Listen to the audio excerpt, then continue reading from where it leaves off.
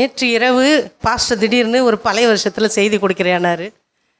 நான் எதுவுமே ஆகலை. ஆனால் ஆண்டவர்கிட்ட ராத்திரியெல்லாம் யோசித்தேன், ஆண்டவரே என்ன செய்தி கொடுக்குறதுன்னு எனக்கு திடீர்னு சொன்னால் எப்படி ஆண்டவரே, ஸ்பாட்டில் கிடைக்குதே, எனக்கு என்ன செய்கிறதுன்னு தெரியலையேன்னு. கர்த்தர் ஒரு 3-4 வசனங்களை மாத்திரம் சொல்லி கடந்து போக உதவி செய்வார். ஏன்னா எனக்கு நேரம் போதாது. கொஞ்ச நேரத்திலே உங்களை நான் புதிய வருஷத்துக்குள்ளே கொண்டு போக விரும்புகிறோம். அதனால் ஒரு சின்ன செய்தியை உங்களுக்கு ஞாபகப்படுத்தி நான் கடந்து போக விரும்புகிறேன். கர்த்தர் இந்த வருஷத்தை நாம் ஆரம்பிக்கும்போது 2023 நல்லா கவனிங்க எல்லாரும். இந்த 23 ஆரம்பிக்கும்போது எல்லாருமே யோசிச்சிருப்போம், நிறைய எதிர்பார்ப்புகளோடு ஆரம்பித்தோம் இல்லையா? எல்லாருமே ஒரு எதிர்பார்ப்பு. என்னுடைய வாழ்க்கையில் நான் எதிர்பார்க்காத அளவுக்கு எனக்கு ஆசீர்வாதம் வேணும்னு விரும்பியிருப்போம். அல்லது இம்மட்டுமாவது எனக்கு தேவன் உதவி செய்தார் என்று சொல்லி நாம் நன்றியுள்ளவர்களாக இருந்திருப்போம். ஒரு சிலருக்கு ஏமாற்றங்கள் கூட வாழ்க்கையில் இருந்திருக்கலாம். ஆனாலும் கர்த்தர் நம்மை கரம் பிடித்து நடத்தி வந்தார். ஆமென். எத்தனை போராட்டங்கள், எத்தனை நிந்தைகள், அவமானங்கள், பலவீனங்கள், சோர்வுகள், அசதிகள் எல்லாவற்றிலும் தேவனாய் கர்த்தர் நம்மை சுமந்து கொண்டு வந்ததுக்காக நாம் தேவனுக்கு நன்றி சொல்ல கடமைப்பட்டிருக்கிறோம். இந்த பழைய வருஷத்தில் ஒரு சில காரியங்களுக்காக நாம் தேவனிடத்தில் நம்ம ஆராய்ந்து பார்த்து நாம் கடந்து போக விரும்புகிறோம். முதலாவதாக அதுக்கு ஆதாரமாக நமக்கு தெரிந்த வசனம்தான், ஆனாலும் அதை கர்த்தர் விளக்குவாராக. 103ஆம் சங்கீதம் 2ஆம் வசனத்தை நான் எடுத்துக்கொள்கிறேன். 103ஆம் சங்கீதம் 2ஆம் வசனம், என் ஆத்துமாவே கர்த்தரை ஸ்தோத்தரி, அவர் செய்த சகல உபகாரங்களையோ மறவாதே. Bless the Lord, O my soul, and forget not all his benefits. இங்கே உபகாரங்கள் என்று வேதத்தில் சொல்லப்பட்டிருக்கிறது, நன்மைகள் என்று கூட நம்ம வைத்துக்கொள்ளலாம். உபகாரம்னா ஏதோ வித்தியாசமான வார்த்தையாக கூட தெரியலாம். நாம் கர்த்தரிடத்தில் பெற்ற நன்மைகளுக்காக என் ஆத்துமாவே நீ என்ன செய், கர்த்தரை ஸ்தோத்தரி. இந்த 42ஆம் சங்கீதத்தில் தாவீது அநேக வார்த்தைகளில் சொல்கிறேன், என் ஆத்துமாவே நீ ஏன் கலங்குகிறாய். அந்த அதிகாரத்தை முழுவதும் நீங்கள் வாசிச்சிங்கன்னா நமக்கும் ஆறுதலாக இருக்கும். என் ஆத்துமாவே நீ ஏன் கலங்காதேன்னு சொல்லி அந்த தாவீது சொல்லுகிற வார்த்தைகள் எல்லாம் பார்க்குறோம். ஆனால் இந்த வார்த்தையை நாம் ஒவ்வொரு ஜெபமும் முடிந்த பிறகு, சின்ன ஜெபமோ பெரிய ஜெபமோ கூட்டங்களோ மீட்டிங்களோ வீடுகளில் ஜெபமோ அல்லது ஆலயத்தில் ஜெபமோ ஒவ்வொரு நாளும் நாம் உச்சரித்து கொண்டே இருக்கிறோம். என் ஆத்துமாவே கர்த்தரை ஸ்தோத்திரி. இந்த 104ஆம் சங்கீதத்தில் முதல் வகதியில் கூட சொல்லப்பட்டிருக்கிறது, என் ஆத்துமாவே கர்த்தரை ஸ்தோத்திரின்னு. ஆனால் அடுத்த லைனு தான் என்னை ரொம்ப முக்கியப்படுத்தணும், அவர் செய்த சகல நன்மைகளையும் மறவாதே. ஆண்டவரிடத்துலேருந்து நாம் பெற்றுக்கொண்ட சின்ன நன்மையோ பெரிய நன்மையோ எல்லாவற்றையும் நாம் என்ன செய்யக்கூடாது, மறக்கவே கூடாது. ஒருவேளை எல்லாரையும் போல தான் நாமும் இந்த 23 ஆரம்பித்தோம். ஆனால் நம்ம முடிக்கிற இந்த நேரத்தில் நாம் சற்று யோசித்து பார்த்தோமானால் நிச்சயமாகவே நாம் சொன்ன வார்த்தைகளிலே காப்பாற்றாமல் இருந்திருப்போம். நாம் அதிகமாக நான் பைபிள் வாசிப்பேன், ஜெபம் பண்ணுவேன்னு சொல்லியிருப்போம், அது செய்யாமல் இருந்திருப்போம். அநேக காரியங்களில் குறைவுபட்டவர்களாகவே இருந்திருப்போம். ஆனாலும் நம்முடைய நீதி நியாயங்களெல்லாம் அழுக்கான கந்தை என்று வேதம் சொல்லுகிறது. அதன்படியெல்லாம் தேவன் நம்மை நடத்தி வரவில்லை. அவருடைய மகா பெரிதான கிருபையின்படி நம்ம என்ன செய்தார், இந்த வருஷத்தில் நடத்தி வந்த தேவனுக்கு நாம் நன்றி செலுத்த கடமைப்பட்டிருக்கிறோம். இப்போ முதலாவதாக இருதயத்தில் நம்ம எல்லாரும் என்ன செய்யணும், தேவனுக்கு நன்றி செலுத்தணும். இப்போ நன்றி செலுத்தின ஒரு மனுஷன் இந்த வேதத்தில் இருந்தான். நான் எல்லாரையும் சொல்ல விரும்பலை, ஒரே ஒரு மனுஷனை நான் சொல்ல விரும்புகிறேன். லூக்கா எழுதின புஸ்தகம் 17ஆம் அதிகாரத்தை நம்ம எல்லாரும் எடுத்துக்கொள்ளலாம். லூக்கா 17ஆம் அதிகாரத்தில் 12ஆம் வசனத்திலிருந்து 19ஆம் வசனம் வரைக்கும் வாசிக்கும்போது, லூக்கா 17ல் 12லிருந்து 19 வரைக்கும் வாசிக்கும்போது, அங்கே ஒரு கிராமத்தில் இயேசு கிறிஸ்து பிரவேசித்த போது அங்கே குஷ்டரோகம் உள்ள 10 மனிதர்கள் அவருக்கு எதிராக வந்தார்கள். அந்த நாட்களில் குஷ்டரோகிகளை வீடுகளுக்குள்ளேயோ அல்லது கிராமங்களுக்குள்ளேயோ பட்டணங்களுக்குள்ளேயோ அவர்கள் வாழ அவர்களுக்கு அனுமதி கிடையாது. குஷ்டரோகிகள் என்றால் அவர்கள் ஊருக்கு புறம்பான இடத்துல தான் வசிப்பார்கள் என்று நமக்கு வேதத்தில் சொல்லப்பட்டிருக்கிறது. அப்போ அவர்கள் தூரத்தில் இயேசு கிறிஸ்து வருகிறதை ஊருக்கு வெளியே இருந்த அந்த 10 குஷ்டரோகிகள் ஒன்றாக சேர்ந்து வந்து ஆண்டவர்கிட்ட ஒரு விண்ணப்பத்தை வைத்தார்கள்.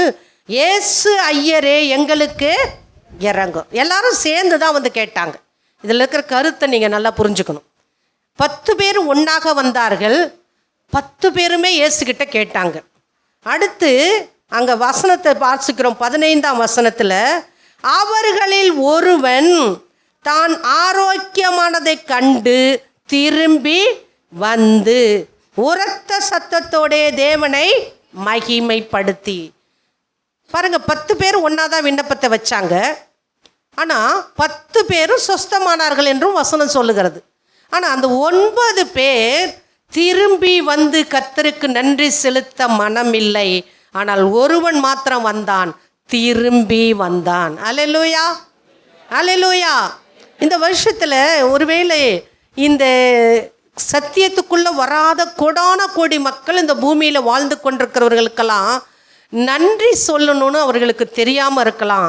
ஆனால் நமக்கு வேதம் கற்றுக் கொடுக்கிறது இப்படி தான் நாம் நன்றி சொல்ல வேண்டும் என்று. ஆமென். அதனால் நாம் என்ன செய்கிறோம்? இந்த குஷ்டரோகி ஒருவன் திரும்பி வந்தான். 10 பேரும் விண்ணப்பம் வைத்தார்கள். ஆனால் ஒருவன் மட்டும் கர்த்தருக்கு நன்றி சொல்லும்படி திரும்பி வந்தான். அப்போ இயேசு அவனை பார்த்து சொல்லுகிறாரு, அவருடைய பாதத்தருகே முகங்குப்புற விழுந்து அவருக்கு ஸ்தோத்திரம் செலுத்தினான். அப்போ ஸ்தோத்திரம் செலுத்துகிறது தேவன் விரும்புகிற ஒரு காரியமாக இருக்கிறது. அல்லேலூயா. அதனால்தான் ஸ்தோத்திரம் பண்ணுங்கன்னு சொல்கிறோம். எந்த ஒரு விண்ணப்பத்தை குறித்தும் நீங்கள் ஜெபத்தையே சொல்லிக்கிட்டே இருக்கிறத விட, கர்த்தாவே நீ செய்ய போகிறதுக்காய் ஸ்தோத்திரம், கர்த்தாவே எனக்கு கொடுக்க போகிறதுக்காய் ஸ்தோத்திரம், நீ செய்து விட்டதுக்காய் ஸ்தோத்திரம், இப்படி சொல்லிக்கிட்டே இருங்க. இந்த வருஷத்தில் நம்முடைய சிந்தையை மாற்றப் போகிறோம். அல்லேலூயா. விண்ணப்பத்தையே வைத்து பாயிண்டாக விண்ணப்பத்தை வைக்கிறத விட, கர்த்தாவே நீ செய்து முடித்ததுக்காய் ஸ்தோத்திரம் ஸ்தோத்திரம்னு என்ன காரியமோ அதை ஒரே ஒரு முறை சொல்லிட்டு, இந்தந்த காரியங்களுக்காக நீ செய்ய போகிறதுக்காய் ஸ்தோத்திரம் ஸ்தோத்திரம்னு செலுத்துங்க. இந்த குஷ்டரோகி திரும்பி வந்து தேவ சமூகத்தில் அறிக்கையிட்டது போல நாம் தேவனுக்கு அறிக்கையிட தேவன் நம்மை பார்ப்பார், நம்மளை ஆசீர்வதிப்பார். ஆமென். அப்போ நன்றி உள்ளவர்களாக இருக்க வேண்டும் என்பதை இந்த குஷ்டரோகி மூலமாய் நாம் தெரிந்து கொள்கிறோம். அப்போ ஆண்டவர் அவனை பார்த்து கேட்கிறார், எப்பா 10 பேர் வந்தீங்கப்பா, வரும்போது ஒன்றா தான் வந்தீங்க, மீதி எங்கே 9 பேர்? இந்த மீதி 9 பேர் நன்றி கெட்டவர்களாய் மாறி போனார்கள். அப்படி யாருமே இருக்கக்கூடாது நம்ம. அல்லேலூயா. 9 பேரை குறித்து கர்த்தர் கரிசனை உள்ளவராக இருந்தார். ஒருத்தன் வந்தான் பார்த்தீங்களா, அவனை விட 9 பேர். அதனால தான் காணாமற் போன ஒரு ஆட்டை தேடினார் என்று வசனம் சொல்லுது. 99 ஆசீர்வாதங்கள் எனக்கு இருந்தாலும் எனக்கு ஒரு ஆசீர்வாதம் குறைவாக இருக்குது என்று சொல்லி நாம் இந்த இடத்துல உட்கார்ந்து யோசித்தோமானால் அந்த ஒரு ஆசீர்வாதத்தை, அந்த காணாமல் போன ஆசீர்வாதத்தை கொடுக்கும்படியாக தான் தேவன் நமக்கு உலாவிக் கொண்டிருக்கிறார். அல்லேலூயா. அது எந்த ஆசீர்வாதமாக இருந்தாலும் பரவாயில்லை, நீங்கள் என்ன விண்ணப்பத்தை வைத்தாலும் பரவாயில்ல, இந்த பழைய வருஷத்தில் நம்ம முடித்துட்டு புதிய வருஷத்துக்குள்ளே பிரவேசிக்கும் போது நிச்சயமாய் கர்த்தர் அந்த விண்ணப்பத்துக்கு பதில் கொடுக்க போகிறார். ஆமென்.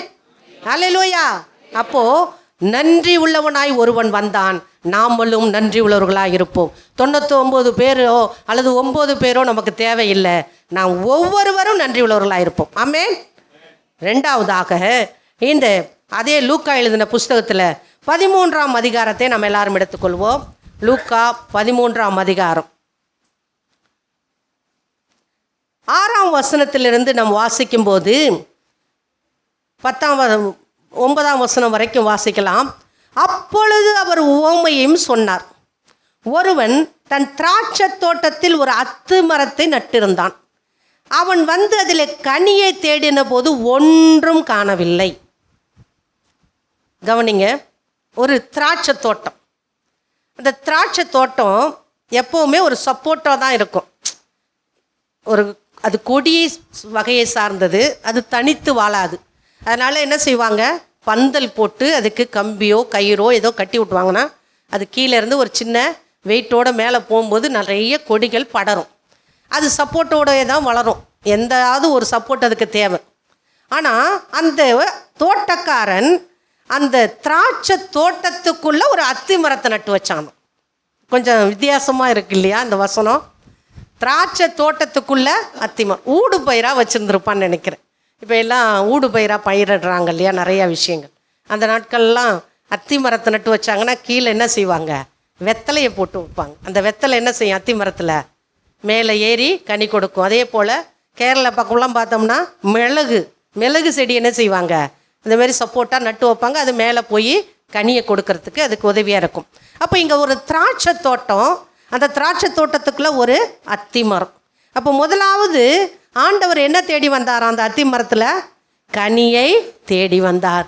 ஒன்றுமில்லை, ஒன்றுமே இல்லாமல் தான் எல்ஷடாய் சபாயும் நம்மளும் இருக்கிறோம். இன்னைக்கு நம்ம எல்லாரும் எப்படி இருக்கிறோன்னு இந்த அத்தி மரம் இன்னைக்கு நமக்கு சொல்ல போகுது. அப்பொழுது அவன் தோட்டக்காரனை நோக்கி, இதோ 3 வருஷமாய் இந்த அத்தி மரத்திலே கனியை தேடி வருகிறேன், ஒன்றையும் காணவில்லை. இதை வெட்டி போடு, இது நிலத்தையும் ஏன் கெடுக்கிறது? இது ஏன் நிலத்துக்கு பாரமாக நிற்கிது? 3 வருஷமாக வந்து பார்க்குறேன், 3 வருஷமாகவும் கனியை காண. அப்போ நல்லா செழிப்பாக இருந்திருக்கும் போல். நல்லா தகன்னு அத்தி மரம் நல்லா செழிப்பாக இருக்கும். பார்த்துருக்கீங்கல்ல, எல்லாருக்கும் தெரியும். அத்தி மரம், ஆலமரம், அரச மரம், இந்த 3 மரங்களும் நல்லா என்ன செய்யும், விரிஞ்சு கொடுக்கும், நல்ல விருட்சமாக வளரும். அதுக்கு பேர் தான் விருட்சம்னு சொல்லுவாங்க. நல்ல கிளைகளை விட்டு தலைகளோடு கூட ரொம்ப செழிப்பாக இருக்கும். அப்போ இந்த அத்தி மரமும் நல்ல செழிப்பாக இருந்துச்சு ஒழிய, பார்க்க நல்ல பளபளன்னு நல்லா செழிப்பாக இருந்துச்சு ஒழிய அதுக்கிட்ட ஒரு கனியையும் காணவில்லை. அடுத்ததாக, இது ஏன் நிலத்தையும் கெடுக்கிறது?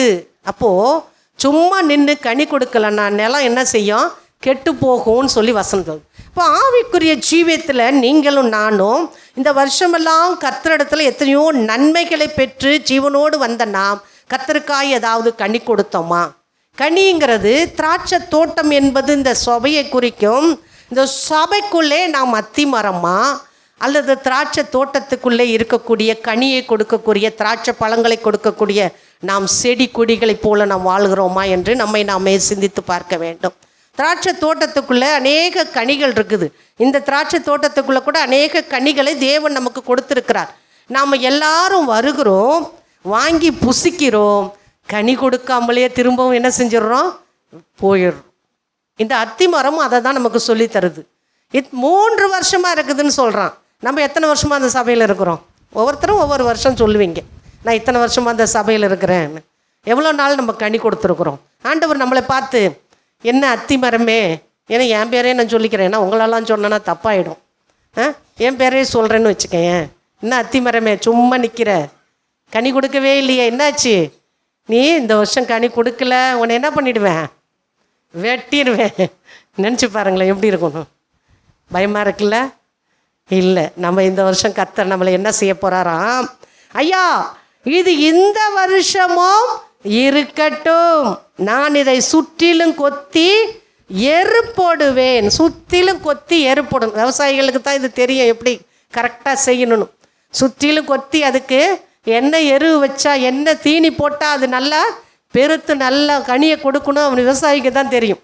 அப்போ நான் இந்த வருஷம் இதுக்காக முயற்சி கொஞ்சம் கூட எடுப்பேன் ஆண்டவரே. அந்த தோட்டக்காரன் சொல்கிறான் அந்த எஜமான்ட்ட, இந்த வருஷம் நான் கொஞ்சம் ரிஸ்க் எடுக்கிறேன், இன்னும் கொஞ்சம் அதிகமாக அதுக்கான நான் பிரயாசம் எடுக்கிறேன். அது கனி கொடுத்தாலும் சரி, கனி கொடுக்காட்டா அது அப்புறம் என்ன செஞ்சிடலாம், வெட்டி போட்டலாம். எந்த தோட்டக்காரனும் அந்த மரத்தையோ செடியோ கொடியோ வளர்த்தவனுக்கு வெட்டி போட அவ்வளோ சீக்கிரம் மனசு வராது. பாருங்கள், உதிய மரம் தெரியும் இல்லை எல்லாருக்கும், நான் அடிக்கடி சொல்லுவேன். இந்த உதியம் என்ன செய்யும், நல்லா வளரும், ஓங்கி வளரும், நிறைய இலை இருக்கும், நல்ல நிழல் கொடுக்கும்.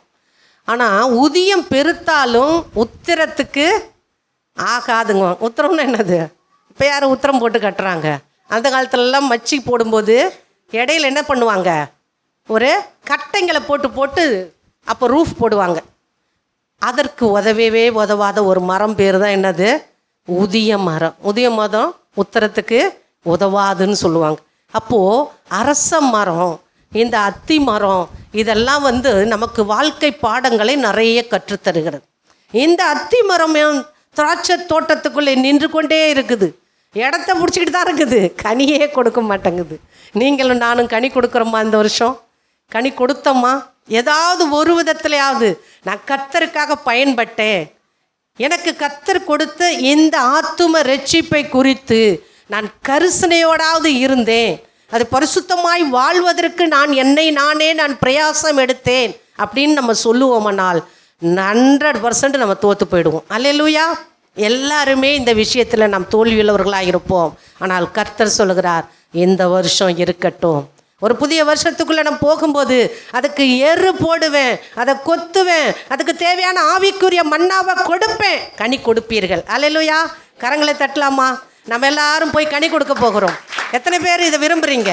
ஆண்டவரே, நான் இத்தனை வருஷமாக ஒரு கனியுமே நான் கொடுக்கலப்பா, புதிய வருஷத்தில் உமக்காக ஏதாவது நான் கனியை கொடுப்பேன்னு ஒரு தீர்மானத்தோடு எடுங்க. முதலாவது சொன்னேன், நன்றி உள்ளவர்களாக இருக்கணும்னு. ரெண்டாவது, கனி கொடுக்குறவர்களாக இருக்கணும். நம்ம கனி கொடுத்தாதான் தேவன் என்ன செய்வார்? நம்மளே இருக்கட்டும், இந்த வருஷமும் இருக்கட்டும். கனி இல்லாத மரத்தை வச்சுக்கிட்டு என்ன தான் பிரயோஜனம்? ஒன்றுத்துக்குமே பிரயோஜனம் இல்லாமல் இருக்கிறத விட அதை எடுத்து போட்டிருப்பா, வேற ஒரு மரத்தை வைக்கலான்னு. அந்த இடத்துல கர்த்தர் நம்மளை ஒரு நோக்கத்தோடு திட்டத்தோடு ஒவ்வொருத்தருக்கும் ஒரு கிருபையில் கொடுத்துருக்காருங்க. ஒருவேளை என்னை மாரி பேசுகிறதுக்கு உங்களுக்கு கிருபை கொடுக்காம இருக்கலாம், அழகாக பாடுறீங்க, என்னால் பாட முடியாது. ஒவ்வொருத்தருக்கும் ஒவ்வொரு கிருபையில் கொடுத்துருக்காரு. நமக்கு தான் நம்மளுடைய கிருபைகள் என்ன, வரங்கள் என்ன, வல்லமைகள் என்ன புரியலை, தெரியலை. காலைல சகோதரி சொன்னிச்சே, ஆண்டவர் என்னை ஏன் நோக்கு மாரி தூக்கிட்டு போனார். நானும் அந்த போயிருப்பேன் பேசாமல், எமக்கு பாடு போதும்னு என்னை தூக்கிட்டு போயான்னு இருப்பேன் நான். ஐயோயோ, என் பிள்ளைகள்லாம் சின்னதாக இருக்குது, என்னை விட்டுடு பொத்துன்னு போட்டுட்டு போயிட்டாரு. நான் போயிடுறேயான்னு போயிருந்திருப்பேன். ஏன்னா அந்த வெளிப்படுத்தின விசேஷத்தை வாசிக்கும் போதெல்லாம் எனக்கு ஆசை. நான் பாஸ்டர்கிட்ட கேட்பேன், இந்த மரகதம், அந்த வச்சிரக்கல், இந்த இந்திர நீளம், சந்திரகதம் எங்க இப்படி இருக்கும்? ஒன்று மட்டும்தான் தெரியுது, வெள்ளி மட்டும்தான் தெரியுது, மீதியெல்லாம் எப்படி இருக்கும்? யாருக்காவது தெரியுமா? சொல்லுங்கள், யாருக்காவது தெரியுமா? இந்திர நீளம் இப்படி தான் இருக்கும், சந்திரகாந்தம் இப்படி தான் இருக்கும், எஸ்பி இப்படி தான் இருக்கும், சுகந்தி இப்படி தான் இருக்கும், வச்சிர கல் அப்படி தான் இருக்கும். வேணும்னா இப்போ டூப்ளிகேட்டு கல் நிறையா பதிச்சு வைக்கிற ஆர்னமெண்ட்ஸ் எல்லாம் பார்த்துக்கிட்டோன்னா இப்படி தான் இருக்கணும்னு சொல்லிக்கலாமே ஒழிய ஒரிஜினல் என்னன்னு நமக்கு தெரியாது. ஆனால் பைபிள் மட்டும்தான் சொல்லுது, இத்தனை கல்லும் அங்கே இருக்குதான். இத்தனை கல் அங்கே வச்சுக்கிட்டு நமக்கு இங்கே என்ன வேலை? நம்ம பாட்டில் பறக்கலாம், போய் அதை என்ன செய்யலாம், அனுபவிக்கலாம் அப்படின்னு சொல்லி நானாக இருந்தால் உண்மையிலே பறந்துருப்பேன். எப்படியாவது தூக்கிட்டு போயிடுறியான்னு இருப்பேன். கர்த்தர் நல்லவர், திரும்ப ஒரு சந்தர்ப்பம் கிடச்சா ஜெபம் பண்ணுங்க, போய் ரகசியத்தையாவது காட்டி என்ன செய்வார்? திரும்ப கொண்டு வந்துடுவார். அவ்வளோ சீக்கிரம்லாம் எடுக்க மாட்டார். பாதி வயதில் என்னை எடுத்துக்கொள்ளாதே ஆண்டவரேன்னு சொல்லி வசனம் இருக்குது, அப்படியெல்லாம் எடுத்துன்னு போக மாட்டார். சில ரகசியங்களை நமக்கு மேலோகத்தில் கொண்டு போய் காட்ட கர்த்தருக்கு சுத்தமானவர்களுக்கு வெளிப்பாடு கிடைக்கும். ஆமென், ஹல்லேலூயா. அப்போ முதலாவது நன்றி உள்ளவர்களாக இருக்கணும். ரெண்டாவதாக கனி கொடுக்குறவர்களாக இருக்கணும். கனி கொடுக்கணும். இந்த வருஷம் நீங்கள் ஆராய்ந்து பாருங்கள், ஆண்டவரே நான் ஏதாவது கனி கொடுத்தனான்னு யோசித்து பார்த்தீங்கன்னா எதுவுமே கனி கொடுக்கலனா தயவுசெய்து கனி கொடுக்குறவர்களாக நீங்கள் நானும் மாற வேண்டும் என்று தேவன் விரும்புகிறார். அப்படி அவர் நாம் கனி கொடுக்க ஆரம்பித்தோம்னா நமக்கு ஒரு ஆசீர்வாதத்தை அவர் கொடுப்பாராம். நம்ம எல்லாரும் உபாகம் எழுதின புஸ்தகம் 8ஆம் அதிகாரத்தை நம்ம எல்லாம் எடுத்துக்கொள்ளலாம். உபாகம் எழுதின புஸ்தகம் 8ஆம் அதிகாரத்தை நம்ம எல்லாரும் எடுத்துக்கொள்ளலாம்.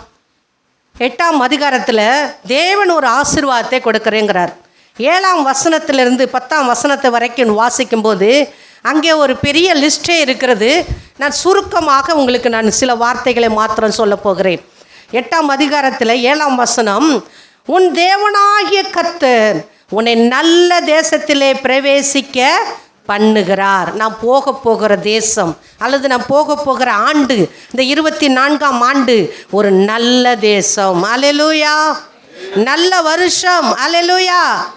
ஜோசியக்காரங்களாம் என்னென்னத்தையோ சொல்லுவாங்க, பெதற்றுவாங்க, அதெல்லாம் இல்லை. நாம் பிரவேசிக்க போகிற தேசம் நல்ல தேசம், நல்ல ஆண்டு. அந்த தேசத்தில் அந்த ஆண்டிலே நமக்கு கர்த்தர் என்ன ஆசீர்வாதத்தை கொடுக்க போகிறார் என்று சொன்னால் அது 8ஆம் வசனம், கோதுமையும் வார்கோதுமையும் திராட்சை செடிகளும் அத்தி மரங்களும் மாதுளம் செடிகள் உள்ள தேசம், அது ஒலிவ மரங்களும் எண்ணெயும் தேனும் உள்ள தேசம். அங்கே ஒரு குறைவுமே இல்லைங்க. காலைல தூங்கி எழுந்திரிச்சோன்னு டப்பாவோ போய் பார்த்து இதில் இது இல்லை அது இல்லைன்னு தேடுகிற வர வேலையே இல்லைங்க. 24 ஒருவேளை 23 வரைக்கும் காலைல எழுந்திரிச்சோன்னு பாக்கெட்டை தடவி பார்த்துட்டு ஐயோ இன்றைக்கி இவ்வளோ தேவை எனக்கு முன்னாடி இருக்குதே, நான் எப்படி இதை சமாளிப்பேன்னு நினச்சிட்டு இருந்தீங்களா? 24 அது குறைவெல்லாம் கர்த்தர் நிறைவாக்க போகிறார். அல்லேலூயா, அல்லேலூயா. விசுவாசித்தவளே பாக்கியவதி, விசுவாசிங்க. கர்த்தர் என்னுடைய களஞ்சியத்தில் ஒரு குறையுமே இருக்காது. நான் எப்படி ஜெபிக்கணும்னு நினைக்கிறீங்களோ அப்படியே நீங்கள் ஜெபம் பண்ணுங்க. என்னுடைய கோதுமை, என்னுடைய களஞ்சியம் எல்லாம் என்ன செய்யும்? நிரம்பியிருக்கும். எனக்கு அப்போ தாழ்ச்சி வராது. நானாக ஃபாஸ்டிங் போட்டு ஜெபம் பண்ணாது ஒழிய ஒரு நாள் நான் பட்டினியாக இருக்க போகிறதில்ல. எத்தனை பேர் விரும்புகிறீங்க? அல்லேலூயா. உங்களுக்கு ஆகாரமே இல்லைங்கிற குறைவே இல்லாதபடி தேவன் உங்கள் கையின் கிரியைகளை ஆசீர்வதிக்க போகிறாங்க. விசுவாசிக்கிறவங்க அத்தனை பேருக்கும் கர்த்தர் நன்மை செய்ய போகிறார். நீங்கள் உரிமை பாராட்டி இதை எடுத்துக்கோங்க. ஆண்டவரே, இது வரைக்கும் என் வாழ்க்கையில் நான் எதிர்பார்த்த ஆசீர்வாதம் எனக்கு கிடைக்கல, பரவாயில்லை. புதிய வருஷத்தில் கர்த்தர் உமக்காக எனக்காக செய்ய போகிறார். அதனால தான் அந்த வசனம் அப்படி சொல்லுது. கோதுமை, வார்கோதுமை, திராட்சை செடி, அத்தி மரம், மாதுளஞ்செடி எல்லாம் இருக்குது. எல்லாம் இருக்குது. நீ எதற்காகவும் போய் தேடி அலைய வேண்டிய அவசியம் இல்லை. அடுத்ததாக அதில் இருக்கிறது, தாழ்ச்சி இல்லாமல் அப்பம் புசிக்கத்தக்கதும் ஒன்று உனக்கு குறைவுபடாத தேசம். ஒன்றும் குறைவுபடாது. ஒருவேளை நல்ல உடுப்புகளை உடுத்தி, நல்ல ட்ரெஸ்ஸுங்களை வாங்கி நம்ம உடுத்தி எல்லோரும் சந்தோஷமாக வந்திருக்கீங்க, பார்க்க நல்லா இருக்குது. இது மேலோட்டமான ஒரு ஆசீர்வாதம், இது வெளிப்பிரகாரமான ஒரு ஆசீர்வாதம். இந்த உள்ளான மனுஷன், ஏற்கனவே நான் சொல்லியிருக்கேன், அந்த உள்ளான மனுஷனில் ஒரு ஆசீர்வாதம் தங்குனா உங்கள் மைண்டு ஃபுல்லாக ஆசீர்வாதமாக இருக்குங்க. அல்லேலூயா. அந்த உள்ளான மனுஷனுடைய ஆசீர்வாதத்தை நான் கடைசியாக உங்களுக்கு கோட் பண்ணி நான் கடந்து விரும்புகிறேன். அதுதான் பாருங்க வசனம். தாழ்ச்சியே இல்லை. தாழ்ச்சியே இல்லைன்னா என்னது? குறைவே இல்லை. நீங்கள் இன்றைக்கி ஒரு 500 ரூபாய் எடுத்து செலவு பண்ணியிருப்பீங்க. நாளைக்கு பார்க்கும்போது உங்களுக்கு 500 ரூபாய் இருக்கும், அதை விட கூடவும் இருக்கும். அல்லேலூயா, அல்லேலூயா. சகோதரிகளுக்கெல்லாம் நான் உண்மையாக ஒன்று சொல்கிறேன். நீங்கள் எப்படியாவது உங்கள் கையில் கிடைக்கிற காசில், ஒரு பணத்தில் உங்கள் வீட்டுக்காரர் உங்களுக்கு செலவுக்குன்னு கொடுக்குறாருன்னா, கொஞ்சம் கண்ணை மூடிக்கிட்டு ஒரு 100 ரூபாயோ, ஒரு பெரிய தொகையாக கொடுத்தா ஒரு 500 ரூபாயோ எதுலையாவது போட்டு வச்சுருங்க. அதை போட்டதை மறந்துடுங்க. அதனால் இப்போ போட்ட இடத்த மறக்காதீங்கன்னு சொல்ல, போட்ட பணத்தை மறந்துடுங்க. அது கொஞ்சம் கொஞ்சமாக என்ன செய்யும் தெரியுமா? உங்களை அவசர தேவைக்கு உதவும். ஆமென். யாருக்கிட்டையும் கையேந்தாத அளவுக்கு கர்த்தர் உங்களை நடத்துவாருங்க. நான் சொல்கிற அந்த ஐடியா யாராவது நீங்கள் ஃபாலோ பண்ணிங்கன்னா பயங்கரமான ஐடியா, பெருகும். அது யாராவது ஃபாலோ பண்ணிவிட்டு அடுத்த வருஷம் வந்து சொல்லுங்கள். ஏன்னா எனக்கெல்லாம் யாரும் சொல்லித்தரல, ஆனால் நான் இதை ஃபாலோ பண்ணேன். நான் இது வரைக்கும் குறைவுபட்டதே இல்லை. அல்லேலூயா. எனக்கு கிடைக்கிற கொஞ்சம் வருமானத்தில் நான் எதுலையாவது போட்டு வைப்பேன். எல்லா பேக்லேயும் கொஞ்சம் கொஞ்சம் போட்டு வச்சுருவேன். அது ஒரு நாள் பெருகி இருக்கும், அது எனக்கு உதவியாக இருக்கும். பாஸ்டர் கூட தான் கடைக்கு போவேன், ஆனால் நான் ஏதாவது ஒரு பேக்கை தூக்கிட்டு ஓடுவேன். அதில் எல்லாம் இருக்கும். தைரியமாக போயிடுவேன். நான் எனக்கு தேவையானது எல்லாத்தையும் நான் கையை நீட்டி வாங்கிக்கிற அளவுக்கு நான் கையில் காசு வந்திருக்கும். அது எப்படி இருக்குன்னு தெரியாது, எல்லாத்துலேயும் போட்டு வைப்பேன். நான் கிடைக்கும் போது எடுத்து எல்லாத்துலேயும் போட்டு வச்சுடுவேன். அப்போ பாருங்கள், நீங்கள் இந்த வருஷம் ஃபாலோ பண்ணி பாருங்கள். சிஸ்டர், எங்கள் வீட்டுக்காரர் ரூபாயே கொடுக்க மாட்டேங்கிறாரு, எதில் போட்டு வைக்கிறதுன்னு கேட்குறீங்களா? எனக்கு அது தெரியாது. சகோதரனே, சகோதரிகளுக்கு பணம் கொடுங்க. ஏதாவது அவங்களுக்கு அவசர தேவைக்கு கண்டிப்பாக உதவியாக இருக்கும். உங்களையே எதிர்பார்க்க முடியாது. நீங்கள் திடீர்னு வெளியில் போயிருப்பீங்க, அவங்களுக்கு ஒரு அர்ஜென்ட்டு செலவு இருக்கும். அந்த நேரத்தில் உங்கள் கையெல்லாம் எதிர்பார்த்துருக்கக்கூடாது. சகோதரி கையில் நான் உண்மையை சொல்கிறேன், கண்டிப்பாக பணம் இருக்கணும். நீங்கள் கையில் பணம் இல்லைன்னு யாருமே சொல்லக்கூடாது. நீங்கள் பணம் கையில் வச்சுருந்தீங்கன்னா தான் உங்களை அவசர தேவைக்கு ஒரு மனுஷன்ட்டே போகாமல் நீங்கள் பாட்டில் எதிர்பார்க்காம தேவையை சந்திக்க முடியும். அதனால் அப்போ தாழ்ச்சி இல்லை அல்லது குறைவே என் கை இருக்காது. எல்லோரும் உங்கள் கையை பார்த்து சொல்லுங்களேன். உங்கள் கையை பாருங்கள். எல்லோரும் உங்கள் கையை பாருங்கள். அவங்க கையை பாருங்கள். இந்த கையினால் ஒரு குறைவும் இல்லாமல் இந்த புதிய வருஷத்தில் நான் ஆசீர்வாதமாய் அநேகருக்கு கொடுத்து வாழ, மீதி எடுக்க கர்த்தர் உதவி செய்வார். எல்லோரும் உங்கள் கையை பார்த்து சொல்லுங்கள். உங்கள் கையை பாருங்கள். எந்த கையடா பார்த்து சொல்கிறேன் நீ? இந்த கையை பாரு. இதுதான் கொடுக்குற கரம். ஆமே, இந்த கையில் தான் கொடுக்குறோம். நம்ம எல்லாருக்கும் இந்த கையில் கொடுத்தா யாருமே மரியாதை கொடுக்கலன்னு சொல்லுவாங்க. நம்ம எல்லோரும் இந்த கையில் தான் கொடுக்குறோம். இந்த கையில் ஆசீர்வாதம் தங்கணுன்னா தினமும் சொல்லுங்கள், இந்த கையில் கிரியை கர்த்தர் எனக்கு ஆசீர்வதிப்பார், நான் குறைவே இல்லாமல் இந்த புதிய வருஷத்தில் இருப்பேன். ஆமென். இதெல்லாம் அறிக்கை இடுங்க. அறிக்கை இட்டிங்கன்னா தான் ஆசீர்வாதத்தை பொறுக்கி போட்டுக்கொள்வீங்க. ஏன்னா சொல்கிறதெல்லாத்தையும் ஆமாம் சாமின்னு மாட்டிகிட்டே போனீங்கன்னா ஒரு ஆசீர்வாதத்தை நீங்கள் சுதந்திரிக்க முடியாது. நான் சொல்லுகிற இந்த வார்த்தை, அன்றைக்கு மரியாளுக்குள்ள வார்த்தை தான் என்ன செய்தது? இந்த வார்த்தையை நீங்கள் என்ன செய்யணும்? அப்படியே கர்ப்பம் தரீங்க. இப்போது எனக்கு கிடைக்கும் கிடைக்கும் கிடைக்கணுங்க. நீங்கள் யோசிக்க யோசிக்க கர்த்தர் உங்கள் கையின் கிரிகளை ஆசீர்வதிப்பார். அடுத்த வருஷம் முடியும் போது நிறைய சகோதரிகள் வந்து சாட்சி சொல்லணும், கர்த்தர் என் கையின் கிரிகளில் எனக்கு நிறைய பணத்தை கொடுத்தார், சகோதரி சொன்ன மாரி கர்த்தர் என்னை ஆசீர்வதிச்சார் சொல்லணும் வந்து. ஆமென். நான்லாம் வாங்க மாட்டேன் உங்கள்கிட்ட இருந்ததுனால தாராளமாக சொல்லுங்கள் வந்து, கர்த்தர் உங்களை ஆசீர்வதிப்பார். அதனால் அடுத்ததாக அந்த வசனம் இருக்குது, 10ஆம் வசனம்.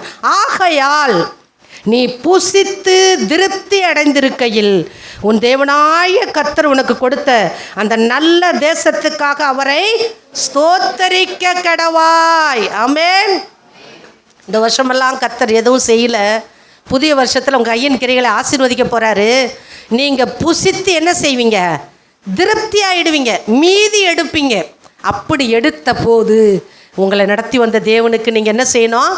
மனதார ஸ்தோத்திரம் செலுத்தணும். ஆண்டவரே, ஒவ்வொரு நாளும் ஒவ்வொரு வாரமும் ஒவ்வொரு மாதமும் நான் எந்த விதத்துலேயும் கஷ்டப்படாமல் கடன்படாமல் என்னை போஷித்து நடத்தினீரே, உமக்கு ஸ்தோத்திரம் ஸ்தோத்திரம்னு சொல்லிக்கிட்டே வரப்போகிறீங்க. கர்த்தர் அப்படி நிறைவாய் நம்ம சபையை நடத்த போகிறார். அல்லேலூயா, அல்லேலூயா. அப்போ நான் 3 ஆசீர்வாதம் சொன்னேன். முதலாவது நன்றி உள்ளவர்களாக இருக்கணும். 2வது இந்த வருஷம் கொடுக்காத கனியெல்லாம் புதிய வருஷத்தில் போய் கனி கொடுக்கணும். 3வதாக அப்பத்தாழ்ச்சி குறைவில்லாதபடி திருப்தியாக தேவன் நம்மை நடத்துவார். இப்படிப்பட்ட 3 விதமான நன்மைகள் நம்மளோட வாழ்க்கையில் கிடைக்கும்போது ஒரு 5 வார்த்தையை சொல்லி நான் முடிக்க போகிறேன். எனக்கு கொடுக்கப்பட்ட time over. There are 5 types of wealth. என்னது? 5 டைப்ஸ் ஆஃப் வெல்த். வெல்த்னா என்னது? வெல்த்னா என்னது? வெல்த்து, செல்வம், சொத்து, இதுக்கு பேர் தான் என்னது? வெல்த்து. முதலாவது வெல்த்து கவனிங்க, ஃபைனான்சியல் வெல்த்து. என்ன வெல்த்து? ஃபினான்ஷியலாக.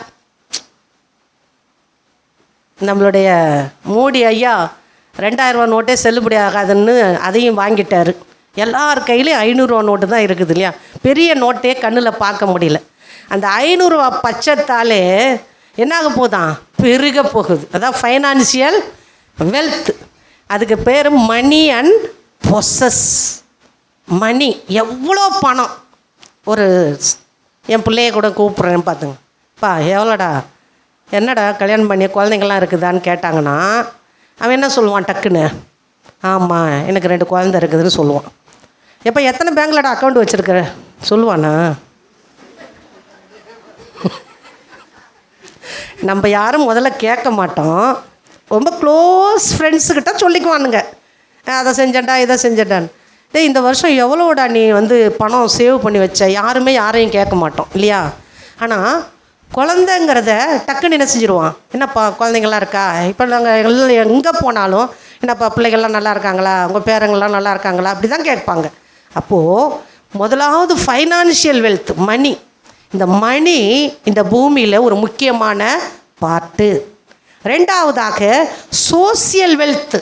சோசியல் வெல்த்னா ஸ்டேட்டஸ், பாப்புலாரிட்டி. என் ஸ்டேட்டஸ் என்னன்னு தெரியுமா? நிறைய தடவை சொல்லுவோம்ல, என்னுடைய ஸ்டேட்டஸ் தெரியாமல் நீ விளாண்டுக்கிட்டு இருக்கிற. நமக்கு ஒன்றுமே இல்லை, ஆனால் நம்ம சொல்லிக்குவோம் ஒரு கெத்துக்கு. என்னுடைய ஸ்டேட்டஸ் தெரியாமல் நீ விளாண்டுக்கிட்டு இருக்கிற என்கிட்ட. நான் எவ்வளோ பெரிய ஆள் தெரியுமா?